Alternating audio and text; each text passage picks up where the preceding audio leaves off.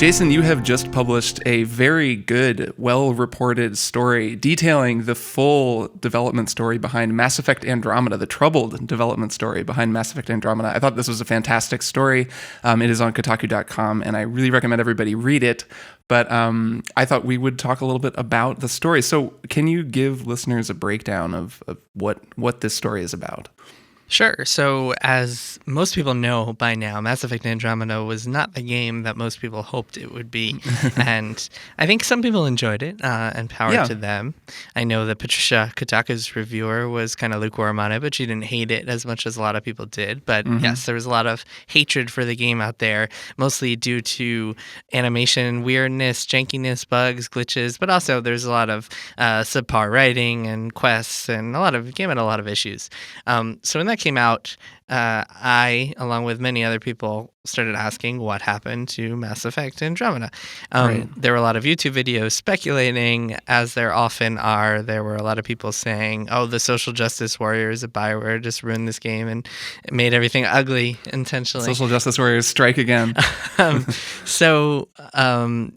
Being in a position at Kotaku where we have access to people and we're kind of in a unique position because we have this big platform and we can ask a lot of questions and get the answers in a way that your average gamer can't, I went out and I started talking to people and asking people and trying to figure out what happened. And over the past 3 months, I have pieced together the story after conversations with something like a dozen people who worked on the game and were connected to the game.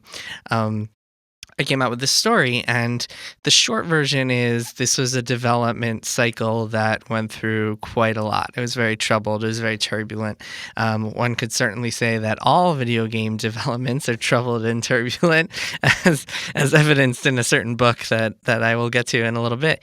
But this was particularly unusual because about 3 years into development of the game took 5 years, from 2012 to 2017. So somewhere around the end of 2015, they overhauled the scope entirely. So originally the concept was that you would go out into space and you would get to explore all these procedurally generated planets, hundreds of them, sort of like No Man's Sky, even though this was all come up with by BioWare before No Man's Sky was even announced. So this was kind of independently thought of, this idea, this No Man's Sky-ish exploration.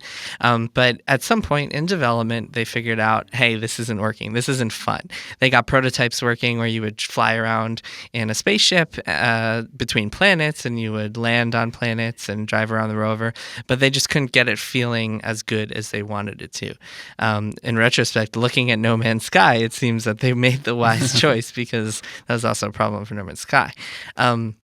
There were also other technical issues along the way, but that was kind of the biggest reason that Mass Effect Andromeda went through a hurdle. And at the end of 2015, after they made that big scope change, they kind of had to start building everything from scratch, because so much of it during pre-production had fallen behind. Like the story, so the story had these high-level beats where you would play this Pathfinder Rider and inherit the mantle from your dead father.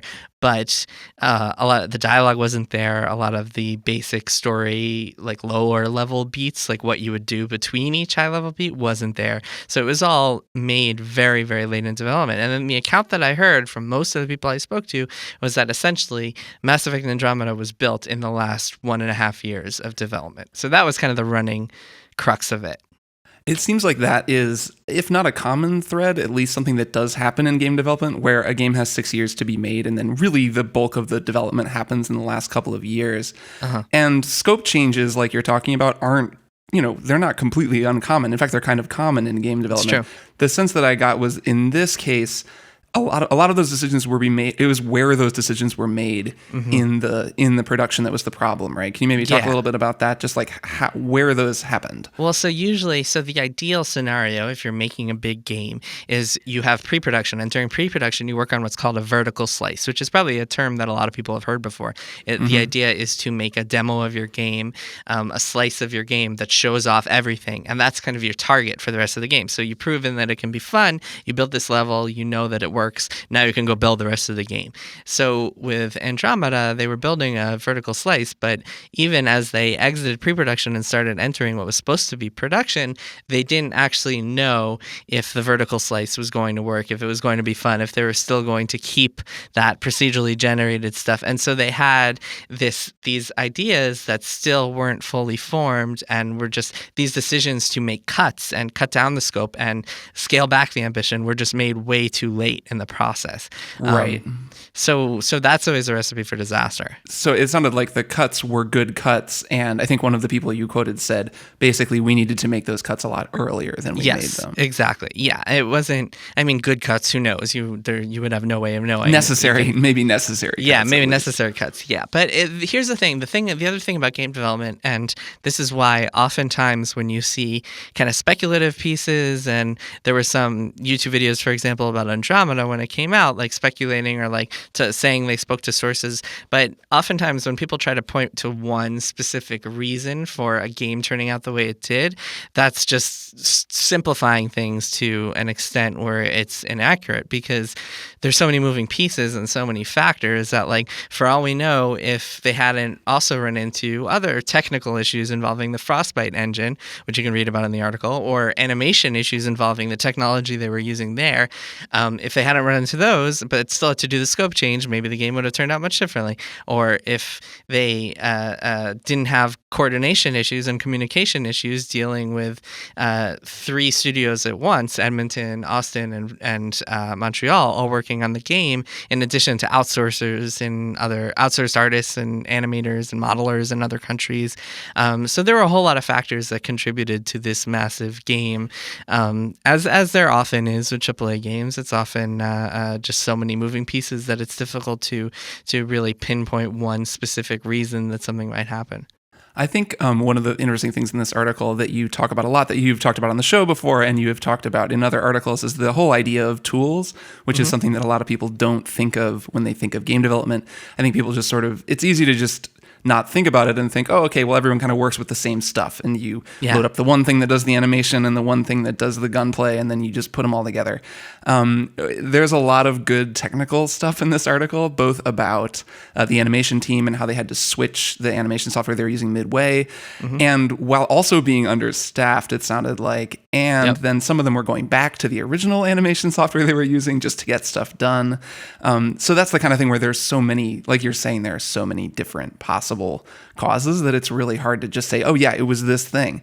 And one thing I really liked in the article that I want to read this paragraph is there's one of the people you spoke with kind of described the game engines, because people talk a lot about game engines, which are sort of the combination of different aspects of the game that are sort of all held under one piece of software. A combination of software, yeah. A combination of software is right. And they were using Frostbite, which is very good for some things and difficult for other things. And you wrote, while describing Frostbite, one developer on Mass Effect Andromeda used the analogy of an automobile. Epic's Unreal Engine, that developer said, is like an SUV, capable of doing lots of things but unable to go at crazy high speeds. The Unity engine would be like a compact car, small, weak, and easy to fit anywhere that you'd like. Frostbite, the developer said, is a sports car. Not even a sports car, a Formula One. When it does something well, it does it extremely well. When it doesn't do something, it really doesn't do something, which I just thought was a great analogy, and it helped me think of those engines anyway, so I really liked that. Yeah, it's so funny. Frostbite has become this big EA marketing buzzword, and a lot of gamers interpret it to mean, oh, this is on Frostbite, it must be really pretty. But the other aspect of Frostbite that not a lot of people know about, and going back to the book that I mentioned before, which you have read a copy of, I wrote this book called Blood, Sweat, and Pixels about game development. And one of the reasons that I know a lot about Frostbite and its many challenges is because one of the chapters in that book is on the story of Dragon Age Inquisition. And I actually went up to Edmonton and interviewed a bunch of their developers for that game. And that game was a struggle of Frostbite and the technological challenges that it presented, because Frostbite, the engine, it's a Formula One car. It was developed by DICE in Sweden to make really pretty first-person shooters.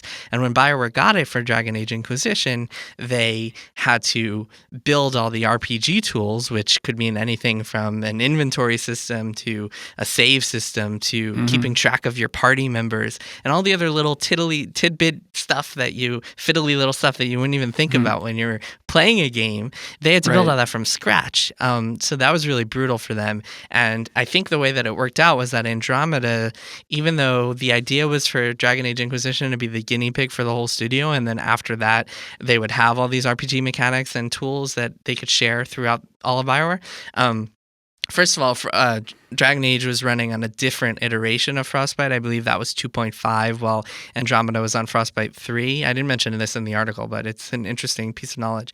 And second of all, because of the timing, Dragon Age, they didn't get all their tools up and running until the game shipped in 2014. Mass Effect had already been in development for 2 years at that point. So they were having their own sorts of struggles as a result of that formula car that could only do really pretty games and not much else for a long time. Yeah, it definitely just, I mean, one of the ongoing things that I get out of your writing, that I got out of your book, is just how difficult it is to make games. I think, I get the feeling that lazy devs, like in quotes, is becoming more of just a joke, meme, and punchline, and less of something that people actually say. But I did see plenty of people saying, clearly. Except when it comes to BioWare. BioWare Right. has just been the magnet for all this hatred. And just that, clearly they didn't care. They didn't want it to be good.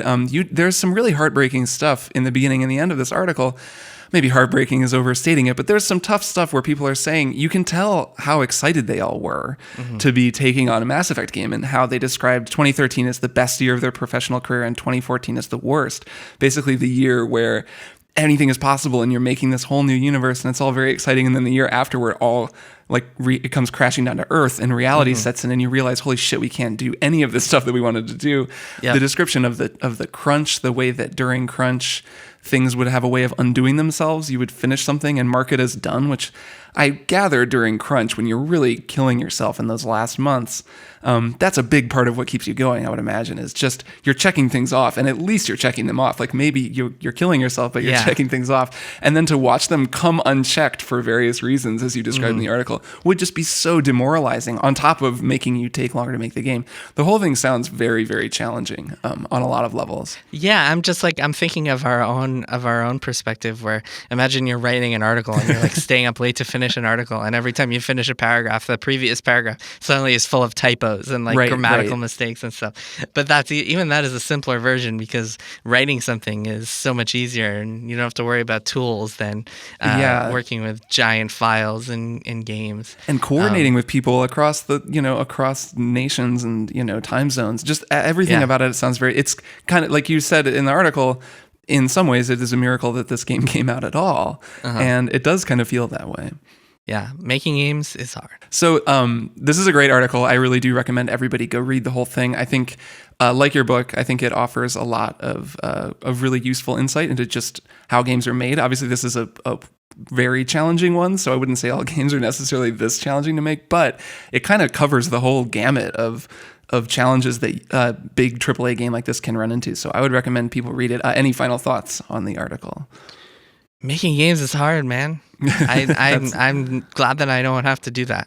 Yeah, I'm with you. I'll settle. I'm glad that we just get to write about them. Right, just sitting here and having shitty opinions about them on the internet. I'll take it.